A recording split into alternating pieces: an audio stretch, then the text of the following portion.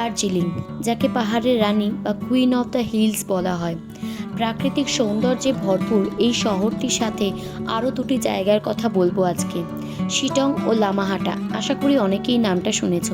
শিটং, যেটা পাহাড়ের মাঝখানে একটি ছোট্ট গ্রাম ও অপরূপ সুন্দর পরিবেশ, এবং লামাহাটা, যেটা পাইন ফরেস্টে ভর্তি একটি মন ভালো করে দেওয়ার মতো জায়গা।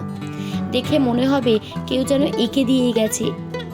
এই রকম সুন্দর তিনটি জায়গার কি করে নিজেদের ট্যুর প্ল্যান করবেন সেটা নিয়ে আজকে একটি ছোট্ট ভিডিও বানিয়েছি। আশা করি আপনাদের ট্যুর প্ল্যান করতে অনেকটাই হেল্প হবে। তো চলুন শুরু করা যাক আজকে এই ভিডিওটা। আমাদের ট্রিপটা কিন্তু 6 days 5 nights ছিল, তাই জন্য দেখতেই পাচ্ছ প্রচুর জামা কাপড় নিয়ে লাগেজ ভর্তি করে আমরা 6 জন বেরিয়ে পড়েছি। একটু লেটেই ছিলাম কারণ আমরা ট্যাক্সি পাচ্ছিলাম না অত ভোরে। সকাল 6:50 আগরতলা কাঞ্চনজঙ্ঘা এক্সপ্রেস শিয়ালদা থেকে আমাদের ট্রেনটা ছিল। তো এখানে তাড়াতাড়ি করে আমরা পেমেন্ট করে দুটো ট্যাক্সিকে চলে গেছিলাম প্ল্যাটফর্মের দিকে। আর কপালের অনেক জোরে আমরা বেঁচে গেছি। এবারে জাস্ট 5 মিনিটসের মধ্যে ট্রেনটাকে ছেড়ে দিয়েছিল। 6:50 ছাড়ার কথা ছিল, 5 মিনিটস ডিলে করেছিল 55-এ, তাই জন্য একটু শান্তি করে ট্রেনে উঠতে পেরেছি। দেখতে দেখতে দুপুরও হয়ে গেছিলো আর খিদেও পেয়ে গেছিলো। বাঙালি মানে ট্রেনে খাবো না এরকম হতে পারে না, তাই জন্য ভালো করে সবাই রান্না করে নিয়ে এসেছিলাম বাড়ি থেকে। এখানে ফ্রাইড রাইস, চিকেন কষা আর আলুর দম করে নিয়ে এসেছিলাম। আলুর দমটা ব্রেকফাস্টে খেয়ে নিয়েছি আর এখন বসে ফ্রাইড রাইস আর চিকেন কষা খাচ্ছি। খাওয়া দাওয়ার পর হেতো বাঙালি, ঘুম না দিলে হয়, সবাই মিলে ঘুমিয়ে পড়েছিলাম। আর দেখতে দেখতে বিকেল 5:55 ডট আমাদের এনজেপিতে পৌঁছে দিয়েছিল ট্রেনটা। এবার দেখো সবাই মিলে তাড়াতাড়ি করে ট্রেন থেকে নেমে আমরা কিন্তু এবার এগিয়ে যাচ্ছি এনজেপির বাইরে। তো এইটা একটা ভালো জিনিস হয়েছে, এসকেলেটর করে হেঁটে উঠতে হয় না সিঁড়ি দিয়ে, এসকেলেটর দিয়ে তবু অনেকটা হেল্প হয়েছে। তো এখন দেখতে পাচ্ছ আমরা বেরিয়ে এসেছি স্টেশনের বাইরে, এনজেপি জাংশন লেখা, যেটা নিউ জলপাইগুড়ি জাংশন। আর এখান থেকে বেরিয়ে দেখো ফেমাস হেরিটেজ, যেটা আমাদের ওয়েস্ট বেঙ্গলে স্পেশালি, সেটা হলো টয় ট্রেন। এখানে টয় ট্রেনের একটা ডেমো দেওয়া আছে, সেখানে দাঁড়িয়ে একটু ফটো সেশন করলাম। তারপরে সেদিনকে যেহেতু আমাদের রাত্রিবেলা ট্রেন নামিয়েছিল, তো সেদিনকে তো আর দার্জিলিং যাওয়ার কোনো উপায় ছিল না। আমরা এনজেপিতেই একটা হোটেল বুক করেছিলাম, ডরমেটরি রুম, যেহেতু নাইট স্টে করব। আর রুমটা বেশ ভালোই বড়ও ছিল, পরিষ্কার পরিচ্ছন্ন ছিল। আমাদের 6 জনের জন্য তো বেশ সাফিসিয়েন্ট ছিল, জায়গাটাও সাফিসিয়েন্ট, আর বেডগুলো কিন্তু যথেষ্ট বড় ছিল। এরকম দেখো আমি এখন এখানে টাটাও করে দিচ্ছি। তো এইটা হলো সকালবেলার ক্লিপ একটা তুলেছি যে তোমাদের দেখাবো বলে। যথেষ্টই বড় রুম ছিল। আর আমরা এখানে সব রুম থেকে নিজেদের জিনিসপত্র নিয়ে বেরিয়ে পড়ছি সকাল সকাল দার্জিলিংয়ের উদ্দেশ্যে। সকালবেলা জাস্ট ব্রাশ করে আমরা সবাই মিলে বেরিয়ে পড়েছি। প্রচুর এনার্জি এই মুহূর্তে আমাদের, কারণ পাহাড় দেখবো বলে তাড়াতাড়ি বেরিয়ে পড়েছি। আর দেখো বলতে বলতে পাহাড় চলেও এসছে। পাহাড়ে এই ফার্স্ট ভিউটা যখন দেখেছি সবাই চিৎকার করে উঠেছিলাম। আর আমরা ব্রেকফাস্টটা কিন্তু রোড সাইডে একটা জায়গায় হোটেলে করে নিয়েছিলাম। তো এবার পৌঁছে গেছি আমরা দার্জিলিংয়ের হোটেলে, মাইলস্ট হোটেলে আমরা ছিলাম। এটার পার ডের ফেয়ার ছিল 1500 টাকা করে। আর রুমটা দেখে নাও এবার তোমরা। রুমগুলো কিন্তু খুবই সুন্দর, স্পেশিয়াস, খুব পরিষ্কার পরিচ্ছন্ন। দেখতে পাচ্ছ বাথরুমটাও খুব পরিষ্কার, বড়। আর এখানে একটা সোফাও দেওয়া আছে, বড় বড় কার্টেন দেওয়া, প্রচুর বড় দরজা জানলা আছে, আর টিভিও আছে। আর ওয়াইফাই কিন্তু তোমরা কানেক্ট করে নেবে, আমরাও কানেক্ট করে নিয়েছিলাম। খুবই ভালো, খুবই পরিষ্কার পরিচ্ছন্ন, যাকে বলে ডিলাক্স রুমের মতোই ছিল। আর এবার আমরা রেডি হয়ে সন্ধেবেলা বেরিয়ে পড়েছি কিন্তু একটু ম্যালের দিকে, কারণ দার্জিলিংয়ে এসছি, একটু না ঘুরলে হয়। তার আগে বলে দিই, এখানে তাজ বেকারি বলে একটা বেকারি আছে। আমাদের হোটেল থেকে কিন্তু দার্জিলিং ম্যাল জাস্ট ওয়াকিং ডিস্টেন্স 2 মিনিটসের। তার মাঝখানে এই তাজ বেকারিটা পড়বে। এখানে প্রচুর ভালো ভালো কেক পাওয়া যায়, সত্যি ভালো কেক। আর এখানে বসার জায়গাও আছে এখান থেকে ওপরে গিয়ে। আর বিভিন্ন রকম কুকিজ তোমরা পাবে, মাস্ট ট্রাই। দার্জিলিংয়ে আসলে তাজ বেকারি থেকে কিন্তু কেক এবং কুকিজ প্রচুর ট্রাই করো। আমরা প্রচুর খেয়েছিলাম, খুবই ভালো খেতে। তারপর আমরা খেয়ে দিয়ে এখানে চলে এসেছিলাম ম্যালের দিকে, একটু ঘোরাঘুরি, একটু ফটো সেশন করলাম। তোমরাও এখানে প্রচুর ফটো তুলো। তারপরে আমরা একটু গ্লেনারিজে গিয়ে খাওয়া দাওয়া আর প্রচুর আড্ডা দিয়েছিলাম। যারা ভিডিও দেখোনি, আমি লিঙ্ক শেয়ার করে দেবো ডেসক্রিপশন বক্সে, অবশ্যই গিয়ে দেখো। এবার ডে 2তে আমরা ব্রেকফাস্ট করেছিলাম কেভেন্টার্সে গিয়ে। কেভেন্টার্সে আর মানে দার্জিলিংয়ে আসবো, কেভেন্টার্সে খাবো না, স্পেশালি এই প্ল্যাটারটা, এটা ইম্পসিবল ব্যাপার। আশা করি এটা একটা মানে ট্রেন্ড হয়ে গেছে দার্জিলিংয়ের এই ফেমাস চিকেন সসেজ প্ল্যাটারটা খাওয়া। আমরা খেয়েছি, এটা 420 টাকা দাম ছিল, তোমরাও অবশ্যই খেও। তো খাওয়া দাওয়া করে আজকে আমাদের মেন অ্যাট্রাকশন টয় ট্রেন ছিল। সেটা যাওয়ার পথে আমাদের এখানে ড্রাইভার দা যিনি ছিলেন, উনি আমাদের আজকের প্রথম ভিউ পয়েন্টে নামিয়ে দিয়েছিলেন। এটা হলো বুদ্ধিস্ট মনেস্ট্রি। এই মনেস্ট্রিটাও আশা করি তোমরা ফেসবুক, ইউটিউব, ইনস্টাগ্রাম সব জায়গায় দেখেছো, প্রচুর ফটো, প্রচুর ভিডিও আছে। খুবই সুন্দর জায়গাটা, খুবই মানে পাইন ফরেস্টের মধ্যে এত সুন্দর একটা মনেস্ট্রি, সত্যি খুব ভালো লেগেছে। তারপরে তোমরা চলে যাবে, আমরা চলে গেছিলাম টয় ট্রেন রাইডে। আমাদের এখানে টয় ট্রেন 1300 টাকা করে পড়েছিল, যেহেতু আমরা অনেকটা আগে থেকে বুক করেছি আর একটা এজেন্সি থেকে বুক করেছিলাম। অরিজিনাল প্রাইস কিন্তু 1100 টাকা, 200 টাকা কিন্তু এক্সট্রা নিয়েছিল। তোমরা চাইলে 1100 টাকা দিয়ে নিজেরাও বুক করতে পারো। তো এবার আমাদের টয় ট্রেন ছিল 11টা সামথিং কিছুতে। অনেকগুলো টাইম আছে, তোমরা নিজেদের টাইম অনুযায়ী কিন্তু বুক করে নিও টয় ট্রেনটাকে। অবশ্যই বুক করো, এরমভাবে হয় না যে গেলাম টিকিট পেয়ে গেলাম। টয় ট্রেনের রিজার্ভ সিট থাকে, তোমাদের নিজেদের অ্যালটেড সিটে বসেই তোমাদের যেতে হবে। প্রথমে ভেবেছিলাম যে কেউ নেই, আমরা কয়েকজনই, তারপর দেখলাম আস্তে আস্তে পুরো টয় ট্রেন ভর্তি হয়ে গেল, একটা জায়গাও আর ফাঁকা ছিল না। তো তাড়াতাড়ি এবার একটু ভিডিও ফটো সেশন করে নিলাম, কারণ টয় ট্রেন একটা হেরিটেজ, না ফটো তুললে হয় নাকি। আমি আর অভিলাষ টুক করে একটু সেলফিও তুলে নিলাম। এরপরে আমাদের প্রথম টয় ট্রেনের ভায়া টয় ট্রেন আমাদের প্রথম সাইট সিনে চলে এসেছি, সেটা হলো বাতাসিয়া লুপ। এই জায়গাটা কিন্তু 360 ভিউ দেয় দার্জিলিংয়ের পুরো শহরটাকে। আমাদের কপালটা খারাপ ছিল, ক্লাউডি ওয়েদার ছিল, তাই জন্য আমরা দেখতে পাইনি। আর এখানে টয় ট্রেন কিন্তু তোমাদের 15 মিনিটসের টাইম দেবে, তার মাঝখানে তোমাদের পুরো ঘুরে আবার টয় ট্রেনে বসে পড়তে হবে, কারণ এরপরে ঘুম স্টেশনে চলে যেতে হবে। এরপরে দেখো আমরা চলে এসেছি ঘুম স্টেশনে। এইখানে কিন্তু কিছুই সেরকম দেখার নেই।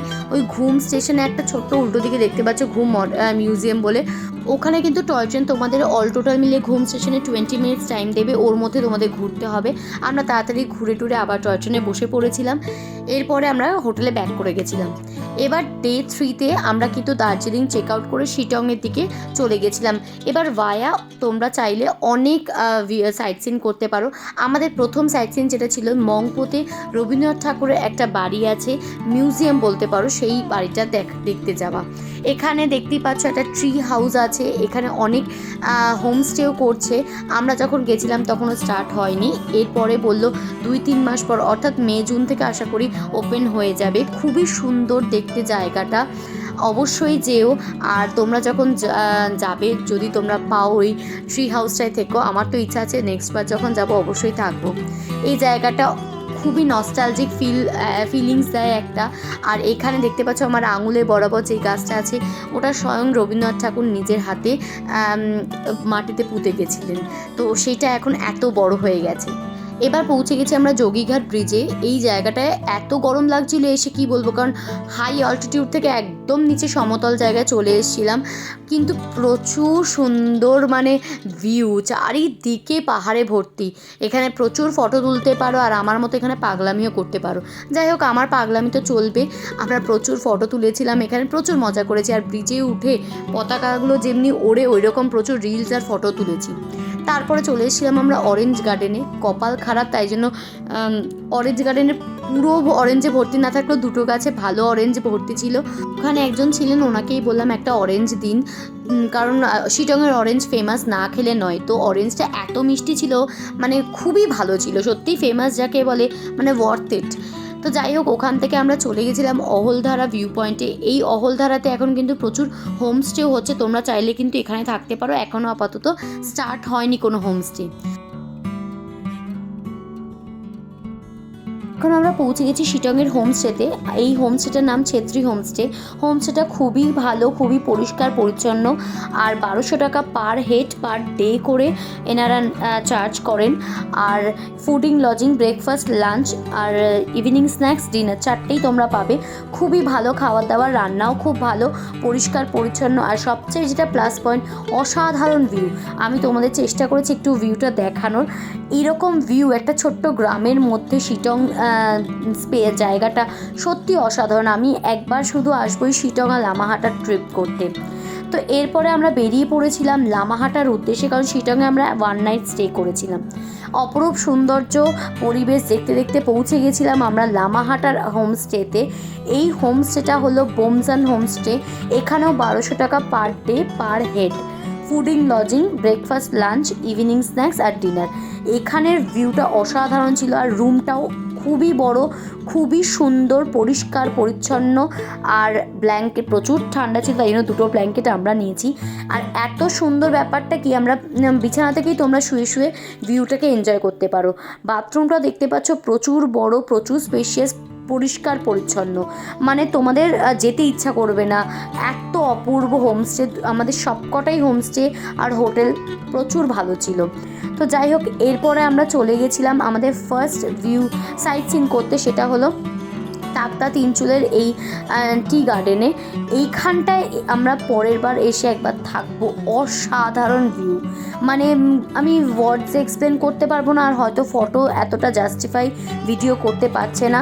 যারা যাবে তারা নিজেরা আমাকে বলবে, ভিডিও মানে আমাকে এসে পরে তোমরা রিপ্লাই করবে। সত্যি মানে একটা ভালো জায়গার নাম বলেছি, আশা করি অনেকেই জানো তাকদা তিনচুলের নাম। যারা জানো না, প্লিজ ট্রিপে এই তাকদা তিনচুলেটাকে অ্যাড করো। তারপরে আমরা হোটেলে ফিরে এরকম সুন্দর মুড়ি মাখা আর ভেজ চপ খেয়েছিলাম। খুবই ভালো ছিল রান্নাটা, পুরো বাঙালিয়ানায় ভর্তি ছিল। আর রেস্ট নিচ্ছিলাম, এখানে গান চালিয়ে দিয়েছিলাম। প্রচুর ঠান্ডা, তাই জন্য একটা চাদরও আমি বাড়ি থেকে যেটা নিয়েছিলাম সেটা জানলায় পেতে দিয়েছিলাম। মারাত্মক ঠান্ডা, বিশ্বাস করো। এবার নেক্সট ডে আমাদের ফার্স্ট সাইট সিন ছিল লামাহাটা ইকো পার্ক। আর লামাহাটা ইকো পার্ক আমাদের হোমস্টে থেকে একদম ওয়াকিং ডিস্টেন্স ছিল, জাস্ট 5 to 7 মিনিটসের। তো খুবই সুন্দর পরিবেশ, দেখতে দেখতে সুন্দর এনজয় করতে করতে আমরা হেঁটে চলে এসেছিলাম লামাহাটা ইকো পার্কে। 20 রুপিস করে পার হেড ছিল। এবার নিজেদের মতো সুন্দর করে তোমরা ঘুরে বেরিয়ে দেখতে পারো। এখানে দেখো, আমরা প্রথমেই উঠে যাচ্ছি একটা উডেন ওয়াচ টাওয়ারের মতো ছিল, ওখানটায় গিয়ে পুরো লামাহাটা ইকো পার্কটাকে চারিদিক দিয়ে তোমরা এনজয় করতে পারবে।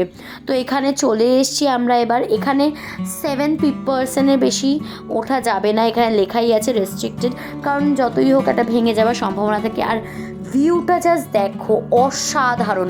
লামাহাটা মানে আমার সবচেয়ে ভালো লেগেছে লামাহাটা শিটং। বিশ্বাস করো, দার্জিলিংয়ে না আসলেও আমার চলবে, বাট লামাহাটা শিটং মানে ফ্যাব যাকে বল।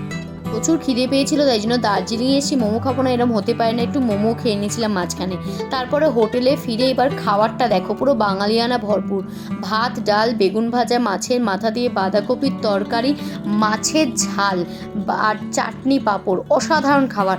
সবচেয়ে বাজে কাজ করেছি, আমি রাতের ডিনারে কোনো ভিডিও তুলিনি গো, সরি, খুবই ভুল করেছি। রাতে আমাদের একদিন দিয়েছিল ফ্রাইড রাইস, চিলি চিকেন, আরেকদিন মাংস কষা আর লুচি। হলো নেক্সট ডে, একটু ম্যাগি খেতে খেতে মাউন্টেন এনজয় করছিলাম। আর তাতে রেডি হয়ে বেরিয়ে পড়েছি একদম লাগেজ নিয়ে, কারণ এটা আমাদের চেক আউট ছিল লামাহাটা থেকে। ফার্স্ট সাইট সিনে পৌঁছে গেছি লেপচা জগৎ। এখানে আমরা বেশি ফটো তুলিনি, কারণ আমি নামিনি স্পেশালি, একই ভিউ আর দেখতে ইচ্ছা করছিল না, তাই জন্য আমরা এগিয়ে পড়েছিলাম মিরিক লেকের দিকে।